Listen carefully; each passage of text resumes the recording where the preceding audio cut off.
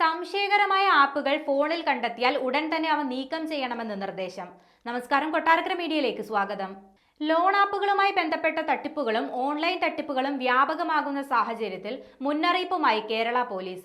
സ്വന്തമായി ഇൻസ്റ്റാൾ ചെയ്യാത്ത സംശയകരമായ ആപ്പുകൾ ഫോണിൽ കണ്ടെത്തിയാൽ ഉടൻ തന്നെ അവ നീക്കം ചെയ്യണമെന്നാണ് നിർദ്ദേശം. ഇത്തരം ആപ്പുകളിലൂടെ OTP ഉൾപ്പെടെയുള്ള വിലപ്പെട്ട വിവരങ്ങൾ ചോർന്നു പോകാൻ സാധ്യതയുണ്ടെന്നും കേരള പോലീസ് ചൂണ്ടിക്കാട്ടുന്നു. സമൂഹ മാധ്യമങ്ങളിലൂടെയാണ് മുന്നറിയിപ്പ് നൽകിയത്. ഓൺലൈൻ സാമ്പത്തിക തട്ടിപ്പിനിരയായാൽ 1 മണിക്കൂറിനകം തന്നെ വിവരം അറിയിക്കാനുള്ള നമ്പർ കഴിഞ്ഞ ദിവസം പോലീസ് സാമൂഹ്യ മാധ്യമങ്ങളിലൂടെ അറിയിച്ചിരുന്നു.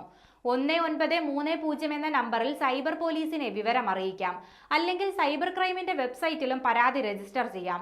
എത്രയും നേരത്തെ റിപ്പോർട്ട് ചെയ്താൽ തട്ടിപ്പിനിരയായ വ്യക്തിക്ക് നഷ്ടപ്പെട്ട തുക തിരിച്ചു ലഭിക്കാനുള്ള സാധ്യത കൂടുതലാണെന്നും പോലീസ് വ്യക്തമാക്കുന്നു. കേരളത്തിൽ ഓൺലൈൻ തട്ടിപ്പുകൾ വ്യാപകമാവുകയാണ്. ടാസ്കുകൾ ചെയ്താൽ ഉയർന്ന ലാഭം ലഭിക്കുമെന്ന് പറഞ്ഞ് യുവതിയുടെ 9.58 ലക്ഷം രൂപ തട്ടിയെടുത്ത പരാതിയിൽ കണ്ണൂർ സൈബർ പോലീസ് കഴിഞ്ഞ ദിവസം കേസെടുത്തിരുന്നു. ടെലഗ്രാം വഴി ഒരു സന്ദേശം വരികയും യുവതി അതിന് മറുപടി നൽകുകയും ചെയ്തു. ആദ്യം 3 ടാസ്കുകൾ നൽകുകയും അത് പൂർത്തീകരിച്ചപ്പോൾ ലാഭവിഹിതം നൽകി യുവതിയുടെ വിശ്വാസം പിടിച്ചു പറ്റുകയുമായിരുന്നു.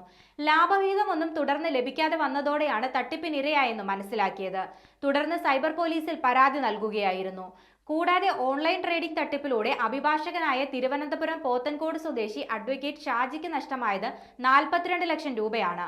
വാട്സപ്പിലൂടെ സൗഹൃദം സ്ഥാപിച്ചാണ് അഭിഭാഷകനിൽ നിന്നും തട്ടിപ്പ് നടത്തി പണം കൈക്കലാക്കിയത്.